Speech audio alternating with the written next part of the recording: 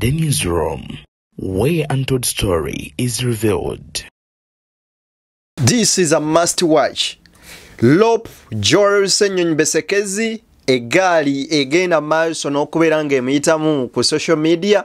enkambwe nnyo nnyini ddala. Abaana ba Nuupu ba Foot Soldier bamutabukidde olugenda maaso n'okubeera nga olukiiko olwatudde olwaleero olw'ababaka opposition ate munange lwasazeewo ne bagamba olunaku lw'enkya bakutuula mu palamenti nga bagenda maaso n'okubeera nga bayisa etteeka lya UPDF Amendment Bill. Ojjukira nti olunaku Ebuvanjuba nebugwanjuba ewaka wasigalawo ewasinga. Beyond the Newsroom gwe mukutu ogukuleetera ekyo ekisinga katiranga naffe ng'oyita ku noti 771 44 53 ne noti 744 26 45 na bino bikulu tetulanga bafere tetulanga basawo ba kinnansi n'abagwa mu koowa eryo mwebale kutuwagira. Thank you. Nti olunaku olw'enkya lwe bagenda maaso n'okubeera nga bagenda kuddamu okutunuulira mu tteeka lino kw'oteeka n'okubeera nga obaoliawo baliyisa. Etteeka lino erijjudde ebintu ebingi omuli okukwata bannansi abantu babulijjo okuddamu okutuwalibwa mu kkooti z'amagye bagende maaso n'okubeera nga bawozesebwa mwanattu mu misango egyo obaoliawo bannayuganda gye bagamba nti tetwetaaga genda maaso nakubeera nga tuddamu ofuna kkooti z'amagye. Lop Joel Ssenyonyi Besekezi yavuddeyo n'ategeeza ebigambo bingi ne wabula kye bamukola ku internet nkugambye enkoko bwana. Omubaka Namuga Goleti avuddeyo ko agene maaso n'okubeera nga awooza embeera naye embooko zibayitako east west wonna embooko efuuse embooko ku social media. Njagala agenda maaso n'okubeera nga mbikuwa kyokka ate ebyannalukola n'ennambi byongedde okubeera nga biranda bino bitwalidde mu SGA oba Secretary General w'ekibiina kya NOP David Lewis Dubongoya era nga wetwogerera olutambi lwandibanga lukyuse nalukola yandibeera nga jwa mu palamenti. Biki ebyo nno ebireese okubeera nga embeera yeeyongera okukaluba byonna mbireese yenze Deni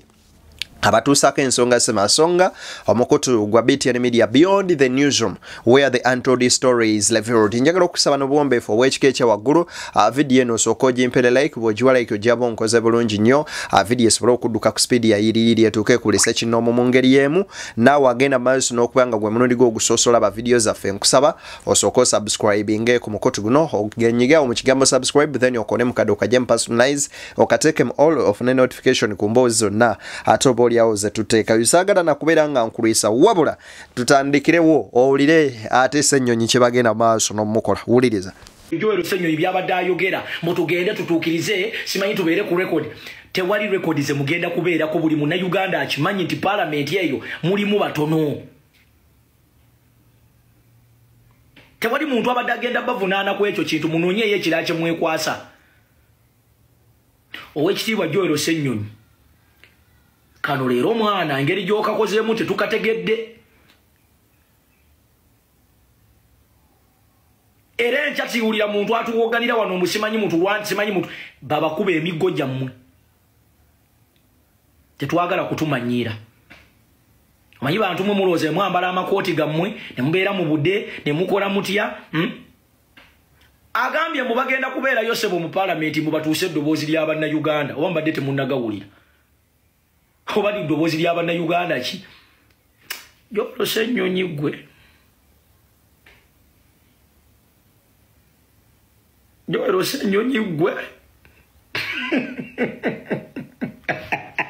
abaana bo bagamba ddoboozi kye ly'abannayuganda Ssenyonyi lye mugenda okutuusa ku fulo ya palamenti nga mulemereddwa okutuwuliriza okubeera nga oba oliawo mugenda maaso n'okuba nga musuulawo olutuula lw'enkya muleme genda maaso nakubeera nga muyingira palamenti. Awo nno mbulwa ekijja okukola meaning ennene ennyo abanansi n'ensi endala zitegeere nti kituufu demokolasiya mu ggwanga lino mpaawo n'akamu yadde ettondo bwe riti oba oliawo yadde akaweke kakadaali aka democracy tekaliwo mu ggwanga lineeno erya Uganda. Neno kinajjukirwa nti ebintu ebyenjawulo bizze bigenda maaso n'okubeera nga bibaawo nga bwe tulaba okujjako ekkomo ku myaka lyabeerawo era ababaka ne bagenda maaso n'okutuula n'empawo kyagaana kukyukamu ekkomo ku bisanja nakyo bwe kityo bwe kyagenda maaso n'okubeera nga kiyita mu kuyisa OTT embooko zaavaayo n'obutebe ne babwekuba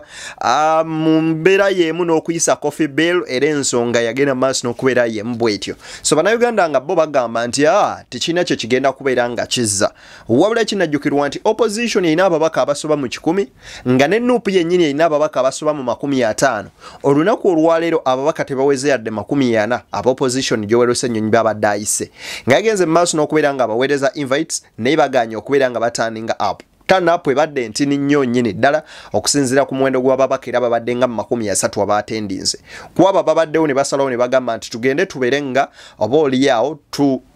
raisinga eddoboozi lyaffe Ssenyonyi kyagamba nti ne bwe tugenda maaso n'okubeera nga twabandoninga parliament ne tutabeeramu era ebintu binene bagenda maaso n'okubiyisa kubanga gwe boonaagaana nga babbeedi bagenda batuula nga babeerawo era nga ababaka b'NRM 245 nga batuulako sayidi eri nga bayisa amateeka era nga galaga empaawo kijja kulaga nti eri sayidi nkalu teri batuddeyo abajja otuulayo bajja kulabika batuuleyo era bayise ebintu byabwe ate era nga n'eddoboozi oba oliyaawo mpaawo kyemwogedde so Ssenyonyi mu kwewolerezaako bw'ati bwe yayogedde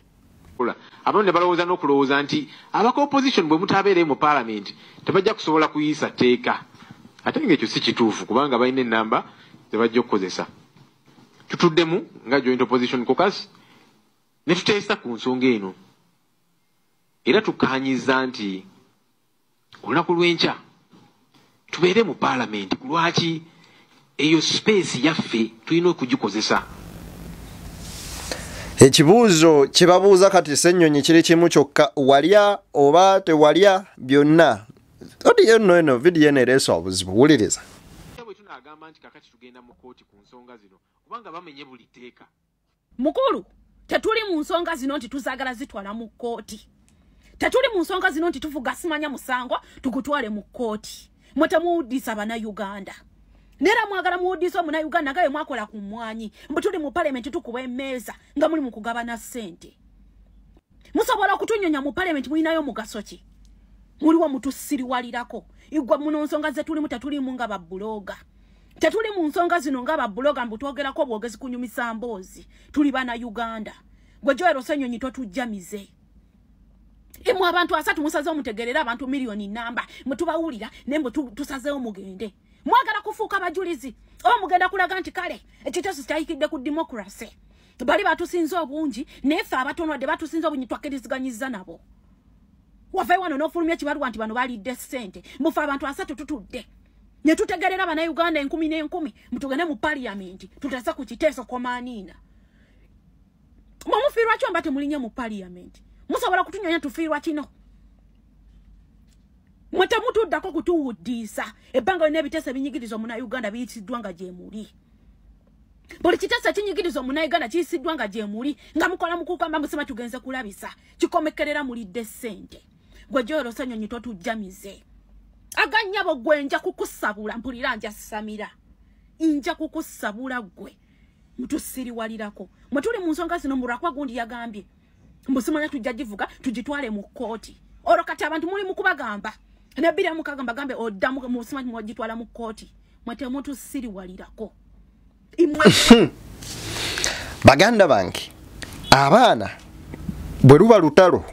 ku social media balukumye banyiivu tebasalikako musale wuliriza baffe yatugamba nti abakulembeze baffe tubagambeko naye mu ngeri eweesa ekitiibwa Mr. Joel Ssenyonyi leader of opposition ngera gwe mwogezi w'ekibiina kyaffe tetugenda kulindako kasiya mmwe kikyegenda kusalawo ku mateeka ge bali mu kugenda mu maaso n'okukolera bannayuganda nga ganyigiriza ffe tetugenda kulindako kasiya mmwe biki byegenda kuvaayo nabyo biki bye mugenda kutunnyonnyola ekintu kiri kimu mulina okuboyikootinga parliament olunaku lw'enkya gano amateeka ganyigiriza ffe teganyigiriza mmwe ekintu kyemusobola okukolera bannayuganda olunaku olwaleero n'okutusobozesa okusobola okwa-identifyinga abakwata ssente za mu 7 miliyoni 10 kasita munaafuluma parliament tugenda kuba tusobodde okwa-identifyinga nti abo basigadde mu parliament bebali asereza mu 7 millions 10 naye mmwe ne banno abakkiriziganya naawe mwina okuboycottinga parliament eyo tetugenda kulinda ku kasiya mmwe sazeewo ki mwogedde ki musazeewo ki mugenda kukola ki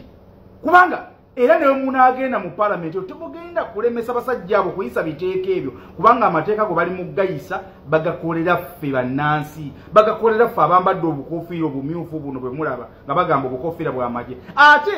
ne kana kakofiira si kye kikulu ne bw'onooba tokayina ng'oyambadde ekintu kya red bajja kugamba oyambadde ky'amagye ne bw'onooba oyambadde engatto nga myufu bajja kugamba oyambadde ekintu ky'amagye we twogerera olwaleero nga Bobby Yanga bamusibira obugatto obumyufu mwenna mwabulaba nga babupaledinzaawo ne bagamba nti engoye Bobby Yanga ze bamusanze nazo z'amagye naye nga tezaali ngoye za bulijjo yadde zaali mu kala ya red kitegeeza nti tteeka lye baagala okukolera bannayuganda tebalikola because of this barret ne balikola kukwatirako baana bankyukakyuka kusibirako baana bankyukakyuka so tetusobola kulinda ku kasiya mmwe kusalawo ku kiki fe abantu ababateeka mu parliament kyetwagala Mr. Joel Ssenyonyi mwina okufuluma parliament olunaku lw'enkya temwina kuyingira parliament tugenda kusobola okwidentifyinga baani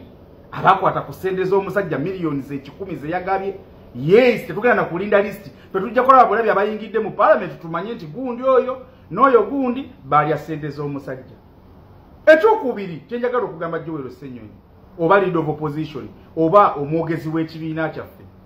bwe kiba nga ababodegaadi ba His Excellency Robert Kyagulanyi Ssentamu babamalidde mu makomera gwe babodegaadi okyabakozesa ki bejjeeko ekyo kigenda mu maaso n'okulaga nti waliwo embeera nti gwe okuumibwa nnyo mu gavumenti ya Museveni teriyo muntu ali safe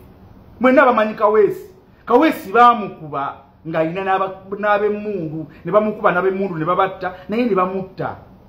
kyogamba nti oyagala kuŋŋamba nti gweoli more important okusinga His Excellency gwe bakwatidde babodegaadi bonna abatali bammundu ne babamalawo nawe obwo busajja bwegobeeko nalaba wano mu kalulu k'e Kawempe North. Baganda bange wano wetwolekedde olutambi lulabika nga lugenze maaso n'okubanga ate kati lukyuka sekabwake weeyolera banywanyi kakuluma enteega abaana batabuse omuliro gwo bagukumye na speed uliriza gwe Joel Ssenyonyi bino byoyagala eno yetoni gyoyagala togeremu naawe eno yetoni netukugamba mu mutima mulungi sabo taata omwagala mu bukakkamu n'empisa zetuja kyalina kubanga empisa nsonyi ate ensonyi zibeera ng'obulamu tebuli mu matigga tuli mu matigga tetukyalina mpisa tukugambako mu bukakkamu obusembayo mufulume parliament otunnyonnyola eb'ekisiru byammwe mutwasamira bino byoyagala kati sabo gwe mukama waffe gwe mukama waffe alaka tugenda simbe kuli tuba tulina okulwanya tukozesa akazina kava tukugambye akazinalo kasulewo oyasamo tugamba ese manyambu tunasigala yegwe Yoweri Ssenyonyi oba Joel tugambe yegwe Joel oba Yoweri Ssenyonyi totusiriwaza mukadde waffe mwana bye twabikola politics byammwe mwana tuli mu revolution mu lutalo lulala nnyo muli mu kakasandi democracy mu Uganda mwali atacyakola democracy ali mukozesebwa mabali mu majority mu parliament munyigiza general population ere Uganda eri waka biki byosirwaza abantu ngaddiwe masimbe kuli nali bakuli Ssenyonyi oli mwagala waki bino bikola tukugabe mutima omulungi g'ababambi sabo taata atakaduka mbugulo mabere ku internet yayogera parliament si ya namba ntono bagana majority agenda nyigiza banna Uganda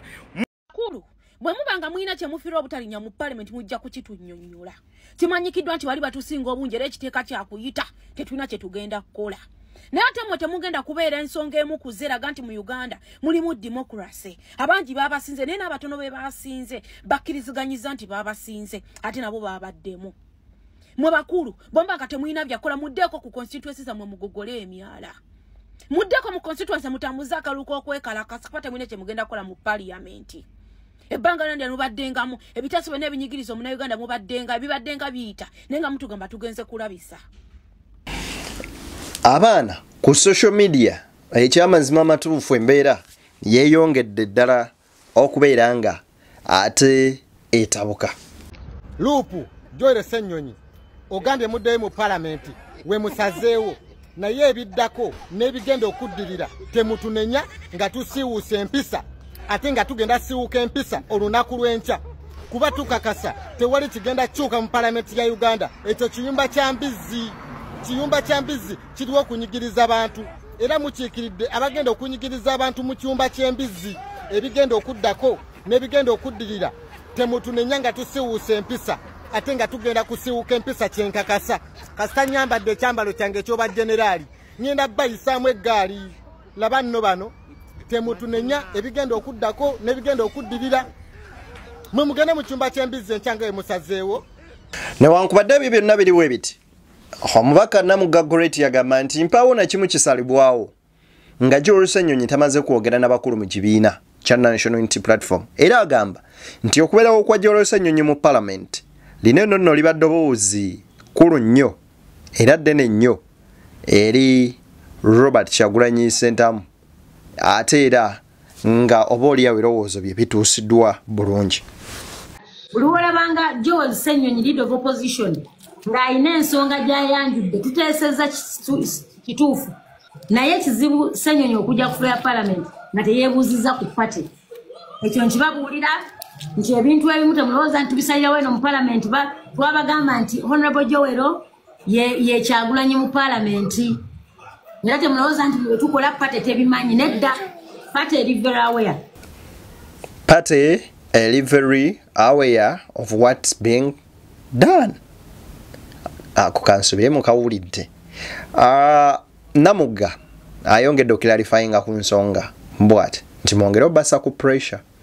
Genda tuwabula n'ekyamazima tusazeewo tugendeyo tutunuulire ng'embeera bwegenda okutambula byonna tubichallengingire ku floor ya Parliament. Wakati mwe mbabuuza mwe singa ku social media tetubawabudde kutunula mu comments zammwe n'ebyo mutugamba ffe twalitegedde ddi. The only space ombaka wa Parliament gy'alina naye kyembasaba ffenna essaawa zino mukubira ababaka bammwe mubagambe nti kasita muyise etteeka nga mulimu ba civilian batwala mu court martial kaweddemu mwe mututaasa tuli batono mututeeke ku pressure mukuba amasimu mwaba mubeera ku marediyo mukole zi tweeting nga muwakanya gega amaanyi g'abantu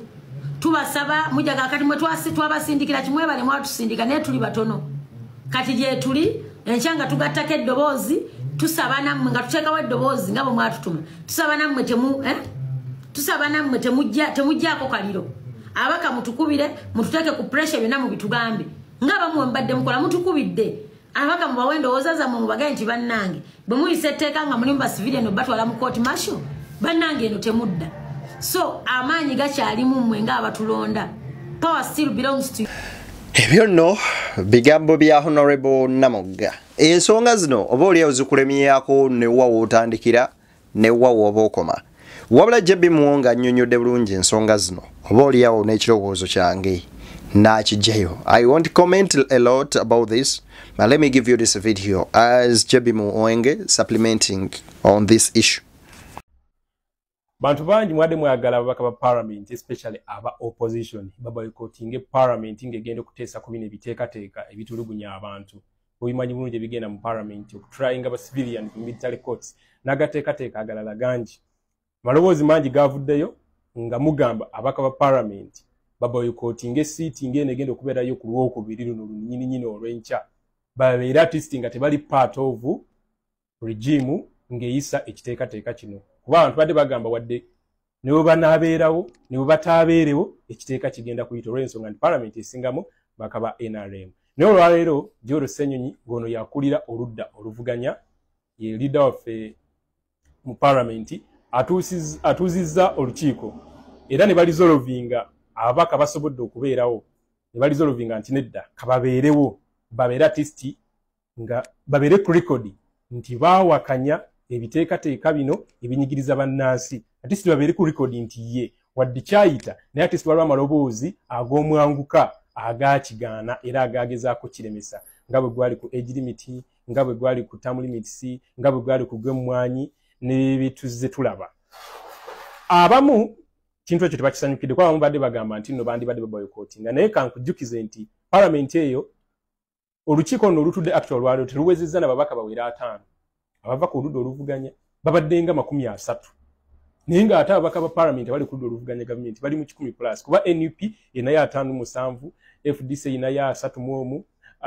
UPC inayo 11 DP inayo 9 Jema inayo omu PPP inayo omu abaka bonna bali 1557 nga of course sibo nanti no bali legal elected nedda se wali ba ex official bonga tebali elected so point erinti ekiteeka kyo kigenda kuyita kwajukira baba gulirira sente baba wa million 10 baba preparing adda sege ate bonna mukimanyi bulungi nti no bakolera mu 7 so kati hopes ntono nnyo okubeera nti nekiteeka ekyo tekigenda kola ki tekigenda kuyita so ye resolution ibadde olwaleero era balizovinze nti bagenda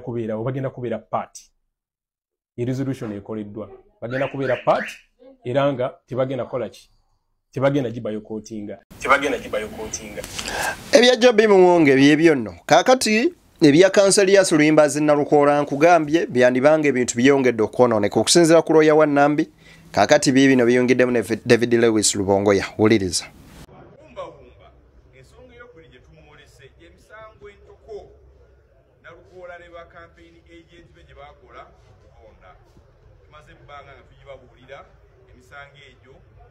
kyetwolesa omulamuzi olwaleero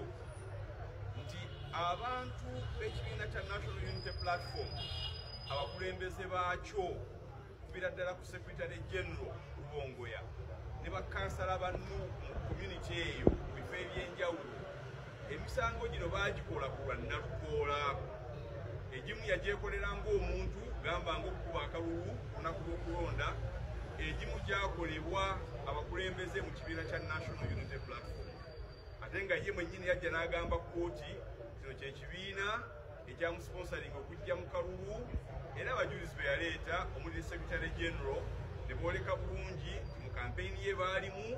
ne ku lunaku olw'okulonda baalimu so nno ffe nga tugamba omulamuzi tewaba mu kubeeramu okwo balina ebitagenda bulungi bye baakola Nalukoola abivunaanyizibwako kubanga ekibiina kye nga wakkiriza ekyamuleeta tasobola kukkirizaako birungi byokka ekyakola mu kampeyini ne ku lunaku lw'okulonda ate ebibi byekyakola n'abyesamula tugambye omulamuzi nti avunaanyizibwa bujjufu bintu byonna abakulembeze ba National Unity Platform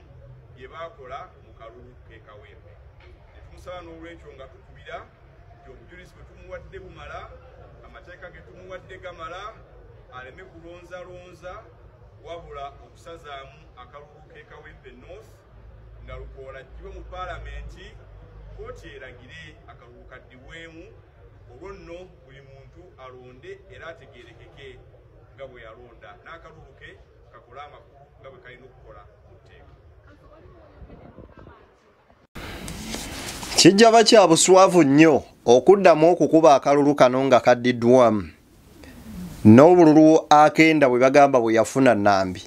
alimeweza yadde akasanvu kubanga bwe tutunuuliramuko ku violation of human rights erabikira mu kalulu kano omwali okukuba abantu okubamenya okubawamba n'abamufiirwa obulamu bwabwe ebyayeeyoleka mu kalulu kano oba oliawo munnange bwe biba tebizzeemu abantu wate ne bajjumbira bayinza okubeera nga obusungu buli eri obwabatuusibwako ate babuleeta to vote against the people whom they think be babatuusaako ebyo banywanyi munzikirize mbateere wano tusinkane nga Mungu akkiriza.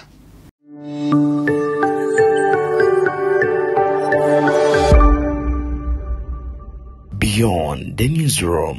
where untold story is revealed.